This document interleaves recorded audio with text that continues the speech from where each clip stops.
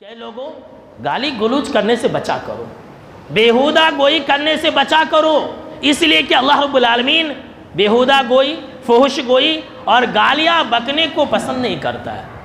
بلکہ دوسری روایت کے اندر ہے کہ آپ صلی اللہ علیہ وسلم نے فرمایا کہ ان اللہ یبغض الفاحش المتفحش، کہ بے شک کہ اللہ رب العالمین نفرت کرتا ہے، اللہ کی پناہ، بے شک اس میں کوئی ڈاؤٹ ہی نہیں ہے کہ اللہ رب العالمین گالیاں بکنے والوں کو نفرت کی نگاہ سے دیکھتا ہے۔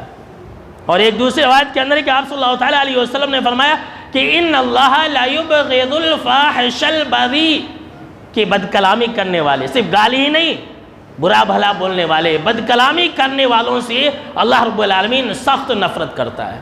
لیکن یہ آج کل بہت ہی عام ہے، مسلمان ہی زیادہ گالیاں بکتے ہیں، جبکہ جانتے ہیں ایک طرف ہم مسلمانوں کا یہ عالم ہے، ہم مسلمانوں کی یہ عادت ہے کہ ہم بات بات میں گالیاں بکتے ہیں۔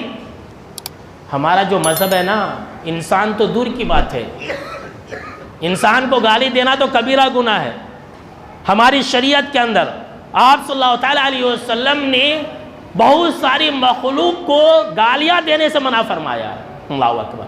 یہاں تک کہ آپ صلی اللہ علیہ وسلم نے فرمایا کہ مرغے کو گالی مت دو، آپ صلی اللہ علیہ وسلم نے یہاں تک کہا کہ ہوا کو گالی مت دو، آپ صلی اللہ علیہ وسلم نے یہاں تک کہا کہ جو انسان مر گیا ہے، جو مردہ ہے، اس کو گالی مت دو۔ آپ صلی اللہ علیہ وسلم نے یہاں تک بیان فرمایا کہ جو شیطان ہے، اللہ اکبر، دیکھ لیجئے اسلام کی تعلیم، شیطان کتنا بڑا خبیث ہے۔ آپ صلی اللہ علیہ وسلم نے یہ بیان فرمایا کہ شیطان کو بھی گالی مت دو۔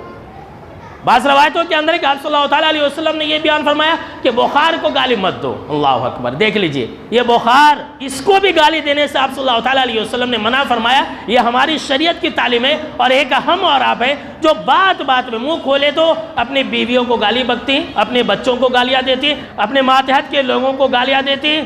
تو یاد رکھ لیجئے، آج آپ گالی دے کر کے بچ سکتے ہیں، لیکن کل قیامت کے دن آپ بچ نہیں سکتے ہیں۔ جو انسان گالیاں بکتا ہے نا، اس کے جتنے بھی نیک اعمال ہیں وہ سب برباد ہیں۔ جو انسان دوسروں کو گالیاں دے گا، وہ انسان جس کو گالی دے گا اس کو کل قیامت کے دن اپنی نیکیاں اٹھا کر کے دے گا، یا پھر ان کی برائیاں اپنے سر رکھ کر کے جہنم کے اندر جائے گا، یاد رکھ لیجئے۔ تو خیر، آپ صلی اللہ علیہ وسلم نے یہ بیان فرمایا کہ گالیاں بکنے والوں سے اللہ رب العالمین کو سخت نفرت ہے۔